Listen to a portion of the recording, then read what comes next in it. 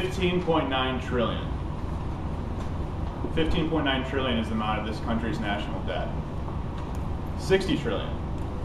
$60 trillion is the amount of unfunded liabilities that belong to this country in addition to this country's national debt. Madam Toastmaster, fellow Toastmasters, and honored guests, clearly the United States has a spending issue, and it's not going to get any better. If everybody in this room at one point wants to retire, you have to start considering saving today. The social programs that we use now, that many use now, Social Security, Medicare, and Medicaid, the people in this room, we cannot be promised that these will be around when we want to retire. There's really only one thing you can do today to ensure that you'll have a possible chance of retiring the way you want to in the future, and that's to start saving today. So when I started, I thought of 3 simple to use steps that got me on my way. And that was to understand my expenses, to make a budget and have a goal, and also to make it a lifestyle.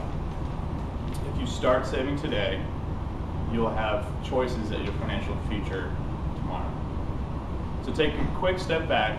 I'd like to just first say that really to have a prosperous retirement, you need to harness various skills, not only saving, but financial planning and also investing. But I would argue that the most important part of planning for retirement is saving, because what's the use of investing if you don't have the savings in the first place? So tonight I'd like to really just focus on savings.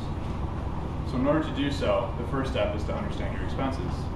And so one method I used to hone in on this was to make a laundry list of all my expenses and start grouping them into categories like food, entertainment, clothing expenses, etc.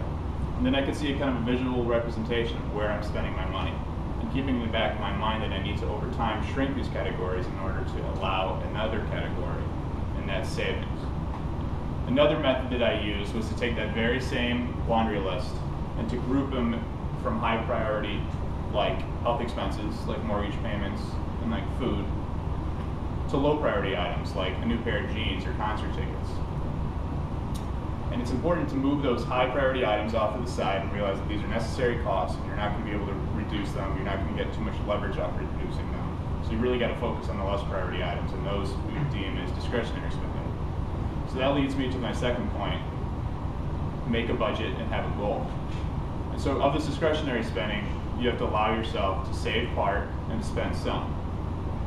And the key to this is not at how much you save, but in how often or how successful you are at putting away money and letting it stay there.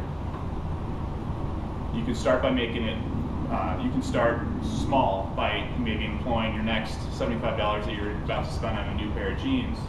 Instead, you want to save this, going forward. And saving $75 a month will not make you a millionaire, but at least it'll start making it habitual. And that's what you really need to be a good saver.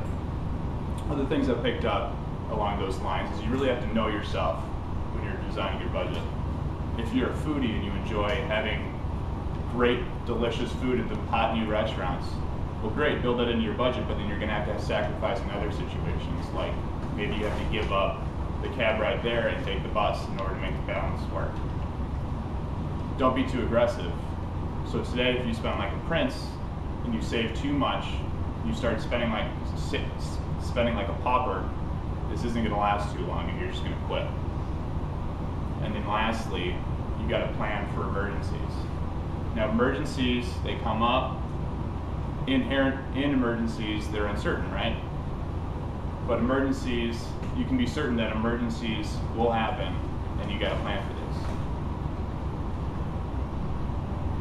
So in conclusion, instead of worrying about the fiscal cliff looming over our heads, or what's going to happen with interest rates going further, you can start saving today by simply applying the steps.